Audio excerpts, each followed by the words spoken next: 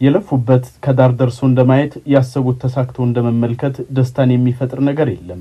የትላንት ተማሪዎች ዛሬ ላይ ደግሞ ተመራቂዎች ሆነው ሀገርና ህዝብን ለማገልገል ቃል ገብተዋል። ወሎ ዩኒቨርሲቲ በ17ኛው ዙር የምረቃ መርሃ ግብሩ ከመጀመሪያ ዲግሪ እስከ ፒኤችዲ ድረስ 1113 ተማሪዎችን አስመርቋል። ጥረታቸው ሰምሮ ህልማቸው እውን የሆነላቸው የዩኒቨርሲቲው ተማሪዎች ነገሮች ዳገት ቢመስሉም ትምርታቸው ላይ ትኩረት አድርገው ከዛሬ መድረሳቸውን ከፋና ሚዲያ ኮርፖሬሽን ጋር በነበራቸው ቆይታ ሐሳብን አጋርተዋል።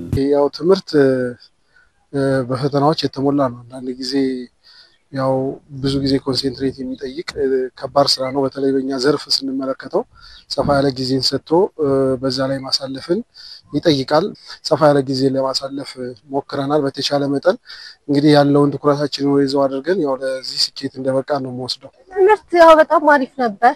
ያው ብዙ ተውረዶች አሉት። እሱን አልፈን ለመመረቅ በቅተናል። ትምህርት ያው ቆንጆ ነው።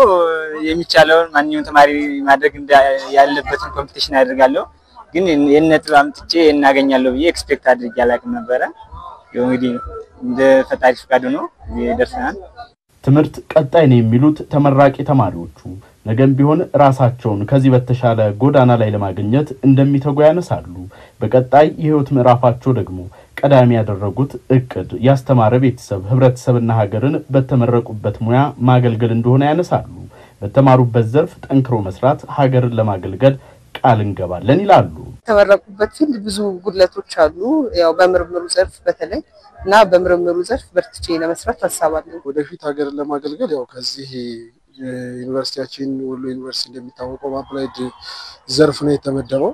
ስለዚህ አፕላይድ ስትሆን ደግሞ ኮሚኒቲ ጋር መስራት ይኖርብሃል፣ ከኢንዱስትሪዎች ጋር መስራት ይኖርብሃል። ያው አፕላይድ ዩኒቨርሲቲን መርህ ተከትለን የተቻለንን ከኛ በኩል የሚጠበቀውን ለማገልገል ዝግጁ ነን። ያው እንግዲህ ነው የተማርኩት ሶፍትዌር ኢንጂነሪንግ ነው። ስለዚህ በተማርኩበት ዲፓርትመንት ሀገሬን በቅንነት አገለግላለሁ ብዬ አስባለሁ። የወሎ ዩኒቨርሲቲ በ17ኛው ዙር የምረቃ መርሃ ግብሩ 1113 ተማሪዎችን ሲያስመርቅ ከመጀመሪያ ዲግሪ እስከ ፒኤችዲ ተማሪዎቹን በተለያየ ዘርፍ አሰልጥኗል። ከ20 በላይ ተማሪዎችን ያስተማረ የሚገኘው ተቋሙ ዘንድሮ በመውጫ ፈተናም የተሻለ ውጤት አስመዝግቧል። 271 ሴት ተማሪዎች ከተመራቂዎቹ መካከል ሲሆኑ የሴት ተማሪዎች ተሳትፎም እድገት አሳይቷል። ዶክተር አወል ሰይድ የዩኒቨርሲቲው ፕሬዝዳንት ናቸው። ለ17ኛ ዙር 1113 ተመራቂ ተማሪዎች ነው ያስመረቅነው። እነዚህም በመጀመሪያ ዲግሪ፣ በሁለተኛ ዲግሪ እና በሶስተኛ ዲግሪ ያጠቃለለ ቁጥር ነው። ይሄ ቁጥር ከዚህ ውስጥ 271 የሚሆኑት ሴቶች ናቸው። ያ ማለት ወደ 24.3% የሚሆኑት ሴት ምሩቃኖች ናቸው። ከነዚህ ምሩቃኖች መካከል 5ቱ የፒኤችዲ ወይም የሶስተኛ ዲግሪ ተመራቂ ተማሪዎች ናቸው ማለት ነው። ተመራቂ ተማሪዎች ከዚህ በኋላም ራሳቸውን በትምህርት ማሻሻል ሲመረቁ የገቡትን ህዝብና ሀገርን የማገልገል አደራ ሊወጡ ይገባል ሲሉ መልእክትን ያስተላልፋሉ። ፕሬዝዳንቱ አንድነትን ማስጠበቅ፣ አብሮነትን ማስቀጠልና የተሻለች ሀገር ግንባታ ላይ የራስን አሻራ ማሳረፍ የተመራቂ ተማሪዎች ቀጣይ የቤት ስራ እንደሆነም አስታውሰዋል። ያገኙትን ዕውቀት ክህሎትና ያመለካከት ለውጥ በሚሄዱበት በሚሰማሩበት በኤግዚስት ባደረገ የስራ ዘርፍ ሊሆን ይችላል፣ በራሳቸው በሚፈጥሩት የስራ ዘርፍ ሊሆን ይችላል።